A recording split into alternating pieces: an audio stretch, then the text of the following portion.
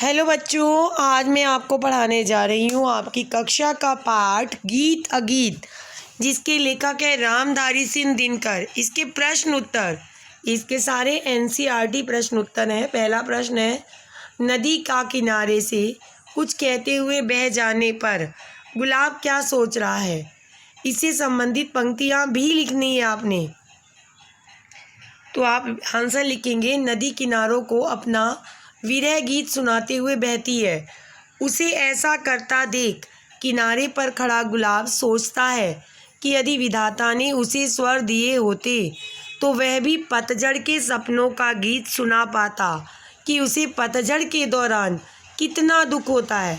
तो कविता में इसकी पंक्तियां हैं, देता स्वर यदि मुझे विधाता अपने पतझड़ के सपनों का, मैं भी जग को गीत सुनाता। क्वेश्चन नंबर 2 है, जब शुक गाता है तो शुकी के हृदय पर क्या प्रभाव पड़ता है। तो उत्तर है, जब सुनहरे सूर्य की किरण शुक के पंख को छूती है तो शुक गीत गाता है, जिसे देखकर शुकी का हृदय प्रसन्न हो जाता है। वह भी गीत गाने की इच्छा व्यक्त करती है। वह सोचती है कि काश मेरे पास स्वर होता तो मैं भी इसके साथ सुर लगा पाती, किंतु शुकी गीत गाने में असमर्थ होती है। आप सभी जानते हो कि उसके पास आवाज़ नहीं है। वह उसके प्रेम में मग्न हो जाती है। इस प्रक्रिया में उसके पंख फूल जाते हैं। क्वेश्चन नंबर 3 है, प्रेमी जब गीत गाता है तब प्रेमिका की क्या इच्छा होती है। तो उत्तर है, जब प्रेमी प्रेम भरा गीत गाता है तब प्रेमिका अपने आप को रोक नहीं पाती।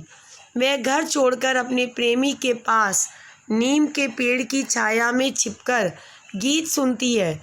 उसकी इच्छा होती है कि वह भी अपने प्रेमी के साथ सुर मिला के गाए, उसके प्रेम गीत का हिस्सा बन जाए। वह गीत की कड़ी बनने की इच्छा व्यक्त करती है। क्वेश्चन नंबर 4 है, प्रथम छंद में वर्णित प्राकृतिक चित्रण को लिखिए। तो उत्तर है, गीत अगीत कविता के प्रथम छंद में प्रकृति का मनोहरी चित्रण है।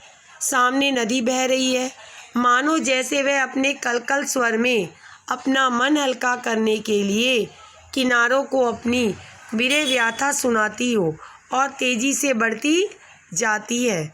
इसी के साथ चारों तरफ हरे हरे पहाड़ हैं। नदी के किनारे उगा गुलाब का पौधा हिलता रहता है, मानो कह रहा है कि विधाता ने मुझे स्वर दिए होते तो मैं भी अपनी व्यथा सुना पाता। नदी गा गा कर बह रही है और गुलाब चुपचाप खड़ा है। इस छंद में प्रकृति का मानवीकरण किया गया है। क्वेश्चन नंबर 5 है, प्रकृति के साथ पशु पक्षियों के संबंध की व्याख्या कीजिए। तो उत्तर है, प्रकृति पशु पक्षियों से घनिष्ठ रूप से संबंधित है। दोनों एक दूसरे के बिना अधूरे हैं। पशु पक्षी अपने भोजन और अपने निवास के लिए प्रकृति पर निर्भर रहते हैं, अर्थात प्रकृति उन्हें खाना, पानी, फल के पेड़ और नदी के रूप में प्रदान करती है और प्रकृति उनके लिए उनका घर है। अतः प्रकृति पर उनका जीवन निर्भर रहता है। कई तरीके से पशु पक्षी प्रकृति को शुद्ध भी रखते हैं। प्रकृति के बिना पशु पक्षी का कोई अस्तित्व नहीं, इसलिए इन दोनों का अनन्य संबंध है। क्वेश्चन नंबर 6 है, मनुष्य को प्रकृति किस रूप में आंदोलित करती है, अपने शब्दों में लिखिए। मनुष्य को प्रकृति अनेक रूप से आंदोलित करती है। नदी का वेगवती धारा में रूप, गुलाब की सुंदरता, पेड़ों की छाया मनुष्य को आकर्षित करती है। मनुष्य प्राकृतिक सौंदर्य का लुत्फ उठाने के लिए प्राकृतिक स्थलों में घूमने जाता है। मनुष्य का जीवन भी कहीं ना कहीं प्रकृति पर निर्भर करता है। प्रकृति पेड़ पौधों और नदी की रक्षा करती है, जो मनुष्य को जल और अनाज ग्रहण करने के लिए देते हैं। मनुष्य को प्राकृतिक शांत वातावरण लुभाता है। संध्या उसके मन में प्रेम जगाती है। प्रकृति में व्याप्त संगीत मनुष्य के हृदय को आंदोलित करता है। प्रकृति मनुष्य के सुख दुख में उसका साथ निभाती है।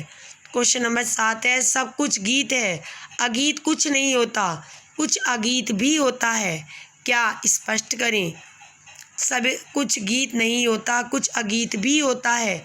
जब मन के विचारों और भावों को बोलकर प्रकट करते हैं तो वह गीत है। जब मन के विचारों और भावों को बिना बोले खामोशी से प्रकट करते हैं और उन विचारों या भावों को मन ही मन अनुभव कर समझते हैं तो वह अगीत है। अगीत सुंदर होता है क्योंकि किसी भाव को सुनकर उतनी स्पष्टता नहीं मिलती जितनी स्पष्टता किसी के भावों को महसूस करने में होती है।